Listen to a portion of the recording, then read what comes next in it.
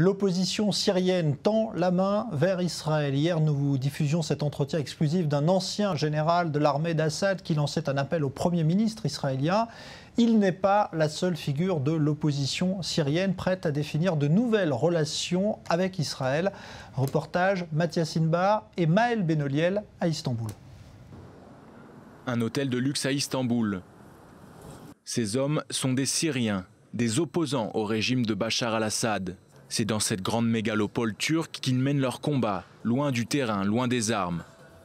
Ici, il est question de préparer l'avenir, leur avenir politique.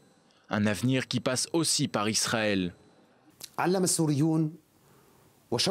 Le régime a déformé la situation pendant 40 ans. Il a toujours présenté Israël et les Juifs comme les ennemis du peuple syrien, les seuls ennemis. Nous savons que c'est faux, il n'y a pas de différence entre nous et les Juifs. Ce sont nos frères.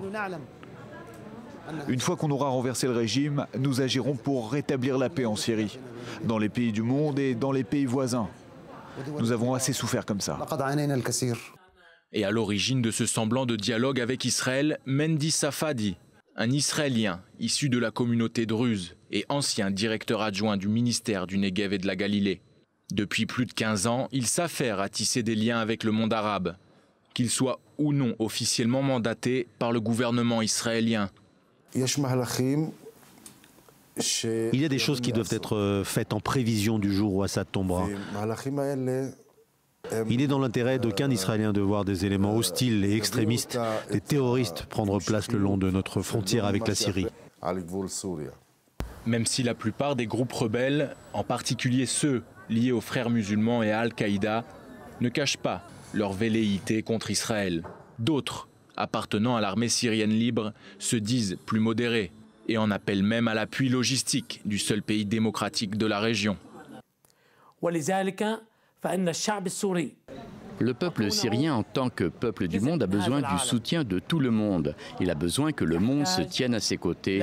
Donc, nous demandons l'aide de tous les pays, des pays occidentaux, des États-Unis et même d'Israël. Nous avons besoin de cette aide pour chasser ce régime tyrannique et criminel, pour poser les bases d'une paix durable et totale.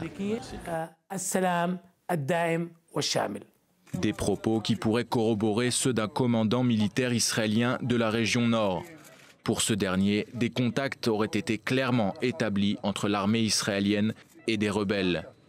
En toile de fond, les 1600 civils et quelques soldats syriens blessés et soignés dans un hôpital israélien. Mais dans les rangs de Tsahal, on l'assure, aucune intervention directe dans le conflit syrien n'est prévue.